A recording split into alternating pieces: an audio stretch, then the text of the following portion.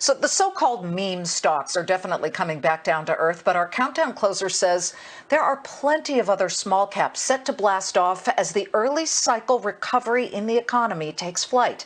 David Waddell is CEO of Waddell & Associates, and he's joining us now with some names. What do you like in this climate that you believe is a way better play than some of these stocks that have gotten so much attention lately?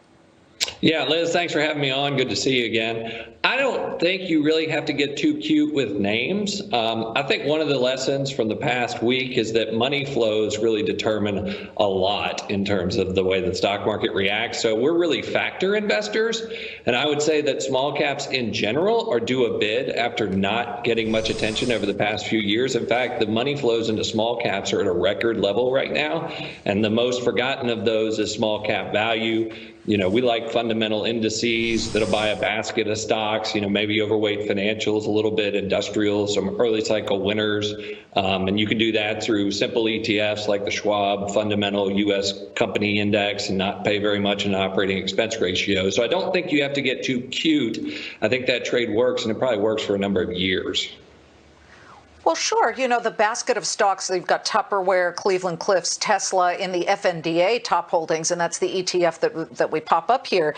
I'm looking at the Russell 2000, and I've watched the Russell for so many years where people said small caps are over, and they continue to rear their heads. I mean, yes, of course, you have the moments during the financial crisis, et cetera, but the 1 year of the Russell, we are just off the 52-week high.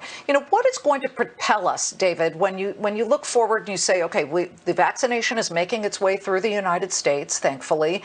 Hopefully we'll get through this on the other side at some point in 2021. What do you think happens from 30,000 feet?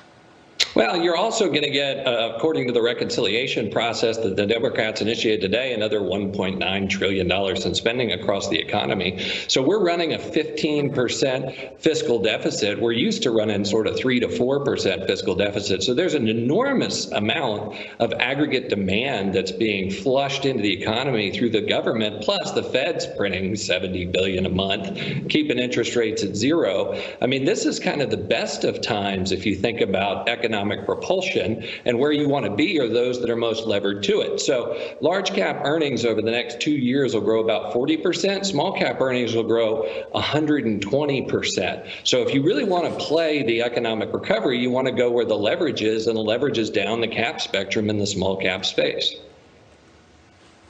The VIX, the fear index, down 14% right now on a day where, yes, we see I would argue, even as we jump 215 points for the NASDAQ, and we're just off that all-time record close at the moment, that we do have volatility. Volatility isn't just a drop when the markets are selling off. Is there a play for volatility that you look at? I like to see a little high volatility. I also like to see the events of last week sort of take a little bit of the sentiment off boil.